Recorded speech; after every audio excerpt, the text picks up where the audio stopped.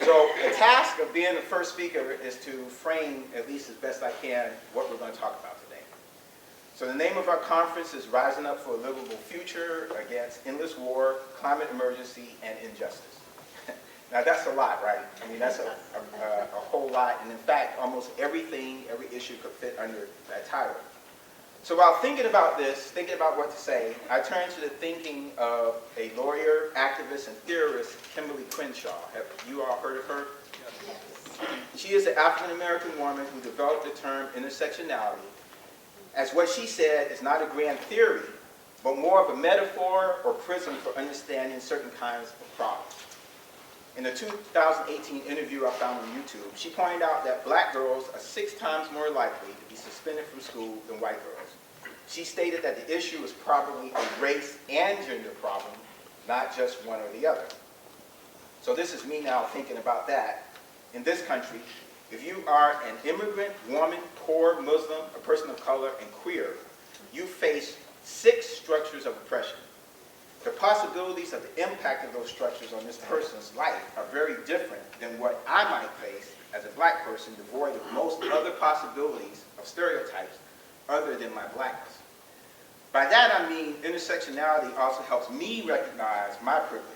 I am male, born in the US, a college graduate, and a Christian. So even as a person that is oppressed, I am also an oppressor, so to speak. I'm part of an oppressed class, and I have to remember that. Professor Crenshaw developed a way to think about and see the convergence of issues and their impact on individuals. I asked myself, how can I illustrate the intersectionality of our issues and the impact of that convergence on our work in my effort to explain the essential need for what I call a full spectrum movement? I came up with a few ideas, and that's the main reason I read the slave narrative, and I will turn to that in a moment. So while I was writing, thinking, and researching, I came across a tweet from Crystal, a U.S. Army veteran and coordinator for About Face. She's working on the About Face Veterans Against the War. There used to be a Rock Veterans Against the War. She's working on the Drop the Mic campaign, which is the military-industrial complex campaign. Her tweet informed me that on October 31st, the White House issued a presidential proclamation stating that November is National American History and Founders Month. Now I'm going to read her tweet. Crystal wrote, "Pretty sure it was already Native American Heritage Month. Yo, part of the colonial process was to ignore, silence, and erase the real history of this land and its original peoples. Here's yet another way white supremacy this country was founded on continues to erase us," end quote. It immediately occurred to me that current events are the best illustration of how our struggles are intertwined. Now, we don't want to focus too much on that guy in the White House because he is not the cause of the injustices we face. We have always faced most, if not all, of the present issues, except for perhaps climate emergency, and really that was going on, but we didn't know it. From the beginning of this nation and before, there have been at least 2 historical tendencies. One is the expansion of America's promise of freedom. The other is exclusion, restriction, and control of who is and who is not free. One is driven by the human yearning for self-expression, the other by greed, self-centeredness, fear, and profound alienation. So none of this is new. The same forces that promoted slavery in the past work to suppress voting in the black community today. They are the same forces that seek to end access to abortion. They are the same forces that support Trump's harsh immigration policies and oppose same-sex marriage. They are the same forces that in the past built crowded and dangerous tenement housing and today block reforms to build affordable housing and end the unsheltered crisis.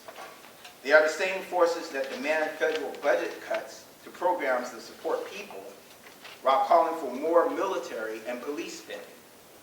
They are the same people who in the past did not want public education and today will not fully fund it. And I could go on and on. And at the core of the ideology then and now is a triad, which is white, patriarchal, Christian superiority. But what I think is unique to the Trump administration, which is why we have to pay some kind of special attention to it, is the ferocity, xenophobia, naked xenophobic honesty, because he'll say racist and sexist things in public, and full spectrum nature of the attacks on human rights and the planet. As for Trump himself, we have not seen in my lifetime, and maybe in some other people here, an extreme narcissist or a person with his kind of authoritarian tendencies as president. We are under attack on all fronts in an unprecedented way. These attacks illustrate the need for a full spectrum movement. What sense does it make to confront attacks piecemeal or in silos? It is the same monster with several tentacles. We must change the nature of the beast. So now let me return to slavery to emphasize my point. When you hear the story of the murder of those 60 helpless babies, if you only think about slavery, and the oppression of black people, you are falling into the trap that divides us and holds us back from success. As movement builders, peacemakers, and justice seekers, we must see more. You must see yourself in the story. A society that supported those kinds of systemic horrors must have also condoned a spectrum of oppression. So let's start with the land. After Eli Whitney's cotton gin made cotton much more profitable, more land was needed to grow it. The U.S. government forced indigenous Americans to relocate to take land to give to white farmers. This new land, in quotes, needed new slaves to work it. Whitney invented his version of a cotton gin in 1793, and I say version because there were other cotton gins, but his was the best. In 1790, about 700,000 enslaved workers lived in the U.S. By 1850, the number, driven primarily by cotton, rose to 3 million. That's just 60 years. So the same values and economic forces that led to the ethnic cleansing of native people from their land and genocidal policies against them increased incentives for slavery. Now, in the barn, girls and women were raped. Yes, they were black girls and women, but they were girls and women. In the barn, people across the gender spectrum had no choices about how to express their sexuality. The gender spectrum, it didn't all of a sudden just pop up. It's always existed. It just wasn't recognized. But the individual people recognized something within themselves. The babies died because mothers were forbidden to take the time to nurse their children properly. They did not have the freedom to check on them and protect them while they worked. That sounds like modern-day labor rights. Slavery itself undercut the poor white workers' wages. Now, 400 years ago, at least 20 Africans were sold to Jamestown settlers. The New York Times created the 1619 Project. If you have a chance, you should really check this out, to commemorate that moment in our history. They published a series of podcasts as part of the effort. A quote near the end of episode 2 explains for us in a few sentences the broader impact of slavery.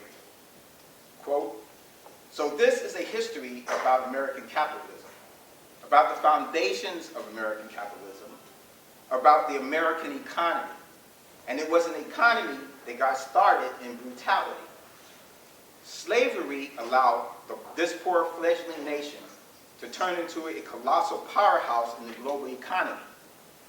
But what slavery also created was a culture in American capitalism that was incredibly brutal," end of quote. So in other words, to use military jargon, slaves set a command climate. The command climate is a collection of attitudes and perceptions of people in an organization. So we're talking about a perception of attitudes and perceptions in our nation.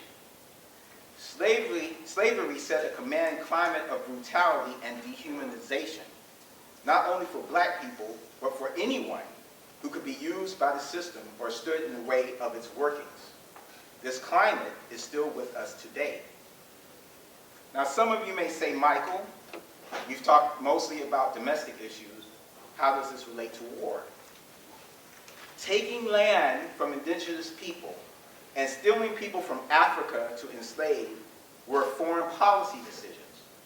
Those decisions set the stage and rationale to use violence and brutality as what we call ourselves, what they call themselves, the indispensable nation, to impose our worldview and exploit global resources. Racism then and today is a primary tool to create the monstrous other, who is beyond redemption and understanding. They must be killed or tamed. However, because all that's really terrible, right? So however, don't forget I said there are at least two tendencies. Our tendency, our resistance, and the struggle for peace and justice have an intersectional history as well. A lot has changed since August 1619. It is a change that passed through that horrible day when those 60 babies died and led to Ayanna Pressley's election to Congress. It is a direct path of change to Boston's multicolored city council and allows me to stand before you today. It is a path that is much wider than the end of slavery and Jim Crow. Again, returning to the 60 babies in slavery. As you know, there were people known as abolitionists who opposed this horrible institution. But men dominated the movement. Women were expected to stay out of politics and not speak as orators. In 1840, abolitionists Patricia Mott and Elizabeth Cady Stanton attempted to participate in the first World Anti-Slavery Convention in London. And in fact, Stanton was there with her husband for their honeymoon. So you know dedication when you go to your honeymoon. I mean, she was bad, right? In summary, their efforts failed. Sectioned off with other women, they were not allowed to speak. They could only watch the discussion about their participation. This experience opened the eyes of Mott and Stanton to the extent of their oppression.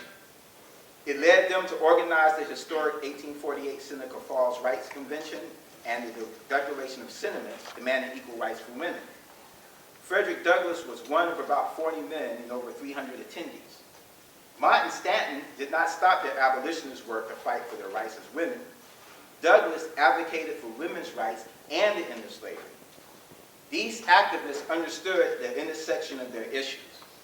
It is clear to me that for one movement to find success, they both had to happen at the same time. If we look at the history of individual movements for the rights of this nation, in the rights of this nation and around the world, we will see that it is an intersectional history of the struggle for human recognition and dignity. A microcosm of this struggle is the movements of the 60s here in the United States. These movements began, at least in the late 40s, with the returning black soldiers from World War II who would no longer bow to the humiliations of Jim Crow. Their resistance sparked a change in my community that led to new self-recognition of our humanity and the ability to impact our circumstances. Black people standing up to the triad of white male Christianity supremacy unleashed demands from everyone under its thumb. The ripples continue today, perhaps most profoundly seen in the transgender movement. These movements took place on their own timetable without a grand scheme, but they would not have happened without each other. Could the civil rights movement have continued momentum if the system was not also confronted by the free speech, peace, and women's movement? Would not the backlash we see today against freedoms gained in the 60s be stronger, happen earlier, and be much more successful if our rights were not intertangled together? In the long term, we need each other for any one of us to be successful. We need what I call, again, a full spectrum movement to take on the whole monster. Our individual efforts would fail or at best be limited. So I'm running out of time. I'm going to go over a little bit, so I'm just going to be honest. Now, I will briefly, and it is brief, give a few thoughts on how to build a full spectrum movement. One, and I think in this room is primarily peace activists, so two peace activists. We must not expect the activists of communities who face unprecedented threats to their very existence to join us. We must join together. Muslims, immigrants, all people of color, we, I say we as a person of those communities, cannot afford to have our activists, our freedom fighters, and justice seekers focus solely on issues that do not immediately impact us. We must defend ourselves and our people. And yet, we need each other to win a future that is good and just for all of us. Second, some of us think our priority issue is the most important, and everything else is a distraction or should be subsumed by the overriding concern. Ignore those people. Now, I do not mean that we should not love them, and I don't mean we should not work with them, but we can no longer follow them. They cannot be our role models. That mentality is a detriment to building a broad movement and holds us back. Further, they do not have a model for change other than everyone else must join them. That is foolishness. It has never happened, and it never will. And you hear the beat. I'm wrapping up. Hey, I'm wrapping up. 3, uniting does not mean melding. Movements will continue to progress at their own pace, but we must organize with other movements in mind and find opportunities to work together. But most importantly, and this is probably the most important thing that I have to say, we must bridge the divides the system has created between us. We must work hard to deconstruct and not replicate the societal structures of oppression in our organizations and personal relations.